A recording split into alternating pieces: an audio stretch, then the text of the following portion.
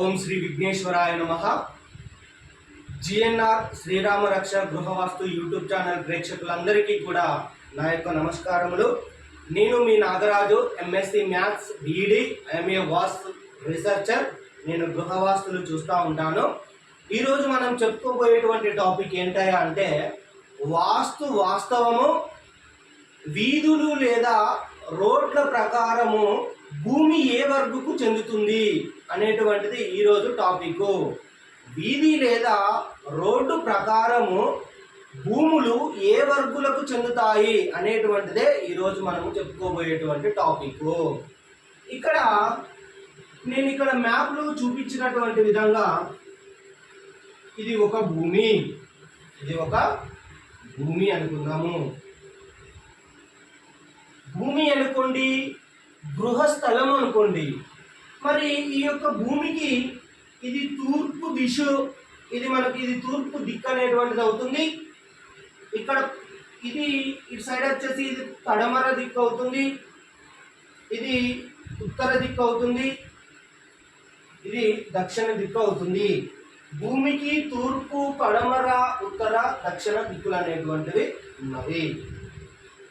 ఇప్పుడు ఈ భూమికి ఇక్కడ మ్యాప్లో చూపించినట్టుగా ఇక్కడ తూర్పు వీధి లేదా నీచ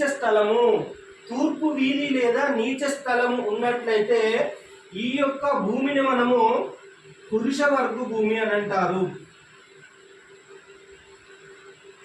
ఓకేనా? అంటే ఒక భూమికి తూర్పున వీధి లేదా రోడ్డు లేదా తూర్పు వీధి లేదా నీచ స్థానం కనుక ఉన్నట్లయితే ఆ యొక్క భూమిని మనము పురుష వర్గ భూమి అని అంటారు. అదేవిధంగా ఇదే భూమికి ఉత్తరపు వీధి లేదా నీచ స్థలం కనుక ఉన్నట్లయితే దీన్ని మనము ఇటువంటి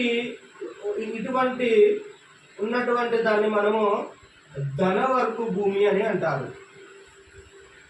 అదేవిధంగా ఈ భూమికి కనుక పశ్చిమ దిశలో అంటే పశ్చిమ రాజవీధి లేదా నీచ స్థలం కనుక ఉన్నట్లయితే ఇటువంటి భూమిని మనము కన్యావర్గు భూమి అని అంటారు. మరి ఇదే భూమికి దక్షిణ రాజవీధి లేదా నీచ స్థలం కనుక ఉన్నట్లయితే ఈ యొక్క భూమిని మనము రుణవర్గు భూమి అని అంటారు. రుణవర్గు భూమి అని అంటారు. ఇప్పుడు ఒక భూమికి తూర్పు రోడ్డు గనక, తూర్పు రాజవీధి గనక ఉన్నట్లయితే ఆ యొక్క భూమిని మనము పురుష వర్గు భూమి అంటారు.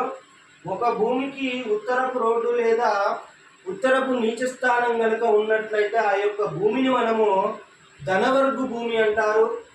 అదేవిధంగా ఒక భూమికి ఇక్కడ మ్యాప్లో చూపించినట్లుగా పడమరపు వీధి లేదా పశ్చిమ వీధి లేదా నీచ స్థలం కనుక ఉన్నట్లయితే ఆ యొక్క భూమిని మనము కన్యావర్గు భూమి అంటారు.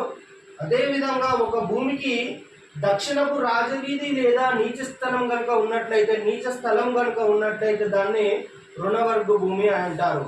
సార్ ఇక్కడ మీరు నీచ స్థలం అని అంటున్నారు కదా, మరి నీచ స్థలం అంటే అర్థం ఏంటిదంటే నీచ స్థలం అంటే రోడ్డు లేదా వీధి అని అర్థం. అందుకనే నేను తూర్పు వీధి లేదా నీచ స్థలము అని అంటున్నా. సో ఈ విధంగా మనకు అంటే భూములు మనకు ఒకటి పురుషవర్గు భూమి, రెండవది వచ్చేసి ధనవర్గు భూమి, మూడవది వచ్చేసి కన్యావర్గు భూమి, నాలుగవది వచ్చేసి రుణవర్గు భూమి అని ఈ విధంగా ఉన్నాయి. మరి ఇంకా చూసుకున్నట్లయితే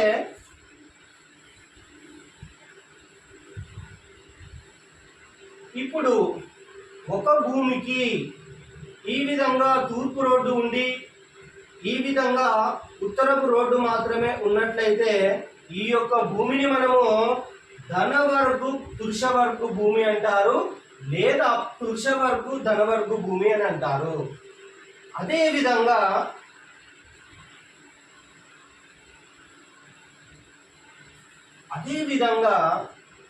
ఒక భూమికి ఇక్కడ తూర్పు, ఇది పడమర, ఇది ఉత్తరము, ఇది మనకు దక్షిణము.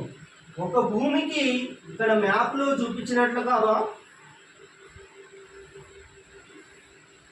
దక్షిణపు రోడ్డు అండ్ పశ్చిమపు రోడ్డును కలిగి ఉన్నటువంటి భూములను మనము కన్యావర్గు రుణవర్గు భూములని అంటారు. అంటే మనము 2 ప్లేసెస్ అనేటువంటివి చేంజ్ చేసుకుంటా వస్తాను. ఇప్పుడు అదే విధంగా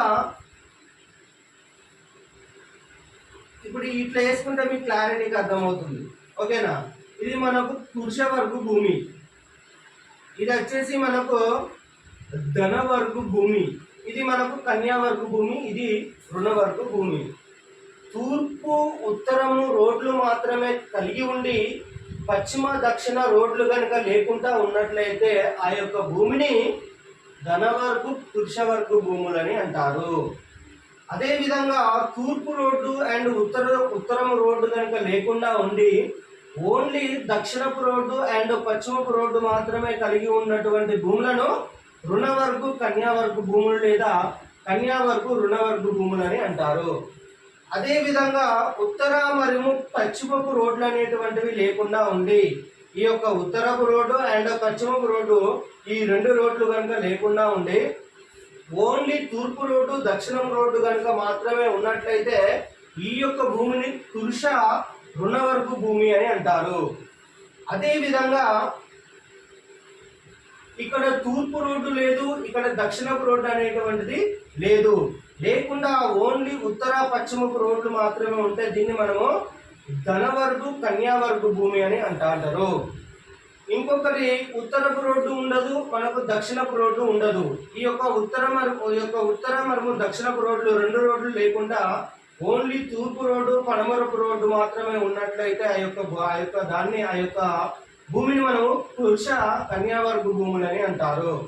అదేవిధంగా తూర్పు రోడ్డు లేకుండా అండ్ పడమరపు రోడ్డు అనేటువంటిది లేకుండా ఓన్లీ దక్షిణపు రోడ్డు ఉత్తరపు రోడ్డు మాత్రమే ఉంటే దాన్ని మనము రుణ ధనవర్గు భూములు లేదా ధన రుణవర్గు భూములని అంటారు. ఇప్పుడు దక్షిణపు రోడ్డు మాత్రము లేకుండా ఓన్లీ తూర్పు రోడ్డు ఉత్తరపు రోడ్డు పశ్చిమపు రోడ్డు మాత్రమే ఉంటే ఈ యొక్క దాన్ని మనకు పురుష ధన కన్యావర్గు భూములు అని అంటారు. ఇవి మనకు రేర్గా ఉంటాయి. అదేవిధంగా ఉత్తరపు రోడ్డు అనేటువంటిది లేకుండా తూర్పు రోడ్డు దక్షిణపు రోడ్డు పడమరపు రోడ్డు మాత్రమే ఉండేటువంటి భూమిని పురుష రుణ కన్యావర్గు భూములు అని అంటారు. ఇక్కడ మ్యాప్లో చూపించినట్లుగా తూర్పు రోడ్డు అనేటువంటిది లేకుండా ఉండి ఓన్లీ ఉత్తరపు రోడ్డు పడమరపు రోడ్డు దక్షిణపు రోడ్డు మాత్రమే ఉన్నట్లయితే ధన కన్య రుణవర్గు భూములు అని అంటారు. ఈ విధంగా ఏ రోడ్డు అంటే ఒక్కొక్క రోడ్డును తీసుకెళ్తే అంటే ఒక్కొక్క భూమి అనేటువంటిది మనకు వస్తూ ఉంటుంది. మరి ఇందులో ఏ భూములు శ్రేష్టమైనటువంటివి, ఏ భూములు అనేటువంటివి శ్రేష్టమైనటువంటి భూములు కాదు అని అంటే ఇది నేను నెక్స్ట్ వీడియోలో ఎక్స్ప్లెనేషన్ అనేటువంటిది ఇస్తాను. అంటే రోడ్లు కూడా మనకు భూములను శాసిస్తాయి, భూములను శాసిస్తాయి అనేటువంటి విషయాన్ని చెప్పడం కోసము నేను ఈ యొక్క టాపిక్ను ఎంచుకున్నాను. అయితే ఇప్పుడు చాలామంది ఏం చేస్తున్నారంటే ఓపెన్ ప్లాట్స్ను కొనుక్కునేటప్పుడు ఎవరిని సంప్రదించకుండా మరి అది ఏ రోడ్డు భూమి, అది కన్యావర్గు భూమా, రుణవర్గు భూమా, ధనవర్గు భూమా, పురుషవర్గు భూమా, మరి ఏ రకమైనటువంటి భూమి అనేటువంటిది సంప్రదించకుండానే వాళ్ళకు మరి దానికి ఏమన్నా వీధి పూట్లు అనేటువంటివి ఉన్నాయా, మరి అది యొక్క భూమి ఎన్ని డిగ్రీస్లో ఉంది, మరి అది ఆగ్నేయపు కనుక టిల్ట్ అయి ఉంటే ఆర్థిక ఇబ్బందులు తప్పవు, యాక్సిడెంట్లు తప్పవు, ఆడవారికి అనేక ఇబ్బందులు. డిగ్రీస్ కూడా చాలా ఇంపార్టెంట్. కాబట్టి ఒక ఖాళీ స్థలాన్ని ఒక ఓపెన్ ప్లాట్ను మనం తీసుకునేటప్పుడు నిష్ణాతులైనటువంటి వాస్తు పండితులను తీసుకెళ్ళి మరి ఈ భూమి మేము తీసుకుంటున్నాము, ఇది యోగ్యమైనదేనా కాదా, ఇది ఎన్ని డిగ్రీలలో ఉంది చూడండి, మరి ఇది మేము ఇందులో గృహ నిర్మాణం చేస్తే మాకు సుఖ సంతోషాలు వస్తాయా రావా, మరి ఏం చేయాలి, ఒకవేళ రాకుంటే ఏం చేయాలనేటువంటి విషయాన్ని గృహ స్థలమును కొనే ముందటనే వాస్తు సిద్ధాంతులకు చూపించుకోండి. భూములు కూడా చాలా రకాలైనటువంటి భూములు ఉంటాయి. రాక్షస భూములు ఉంటాయి, దైత్య భూములు ఉంటాయి, నాగాపృష్ఠ భూములు ఉంటాయి, ఇంకా చెప్పుకొని పోతూ ఉంటాయి. అంటే చాలా భూములు అనేటువంటివి ఉంటాయి. అది ముందు టాపిక్లలో చెప్తాను. ఈరోజు రోడ్లను బట్టి ఏ భూములు ఎట్లా అంటే రోడ్డుని బట్టి భూమి ఏ వరకు భూమి అవుతుంది అనేటువంటిది మనం ఈరోజు చెప్పుకున్నటువంటిది. ఇందులో ఏం లేదండి, 4 దిక్కుల రోడ్లు వేసుకున్నాం. ఫస్ట్ ఓన్లీ తూర్పు రోడ్డు మాత్రమే ఉంటే అది పురుషవర్గు భూమి. ఓన్లీ ఉత్తరపు రోడ్డు మాత్రమే ఉంటే అది ధనవర్గ భూమి. ఓన్లీ పశ్చిమపు రోడ్డు మాత్రమే ఉంటే అది కన్యావర్గ భూమి. ఓన్లీ దక్షిణపు రోడ్డు మాత్రం ఉంటే అది రుణవర్గ భూమి. ఇప్పుడు తూర్పు రోడ్డు ఉంది, ఉత్తరపు రోడ్డు ఉంది, దక్షిణం రోడ్డు లేదు, పశ్చిమ రోడ్డు లేదు.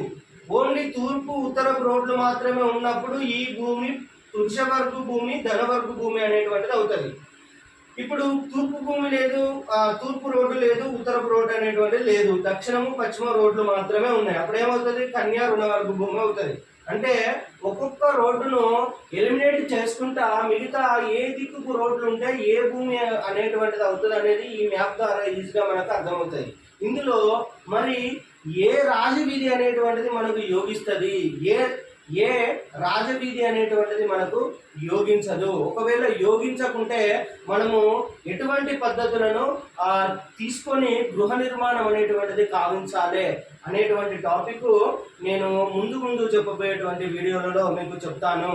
భూములను ఓపెన్ ప్లాట్స్ను కనుక తీసుకునేటప్పుడు కానీ, గృహాలను కానీ అంటే సెకండ్ హ్యాండ్లో ఆల్రెడీ నిర్మాణం గావించినటువంటి గృహాలను అమ్మేటప్పుడు కానీ, మీరు తీసుకునేటప్పుడు కానీ ఖచ్చితంగా నిష్ణాతులైనటువంటి వాస్తు సిద్ధాంతులనే సంప్రదించి కొనుక్కోండి. నేను అతి తొందరలోనే నా యొక్క నెంబర్ను నేను డిస్ప్లే అనేటువంటిది చేస్తాను. అందరూ కూడా నన్ను ఆదరించండి, ఆశీర్వదించండి. వాస్తు రూపకంగా మీకు అంత సమాచారం నా వీడియో ద్వారా ఇస్తాను. నా యొక్క ఛానల్ను సబ్స్క్రైబ్ చేయండి, లైక్ చేయండి, షేర్ చేయండి. ఈరోజు ఇది టాపిక్.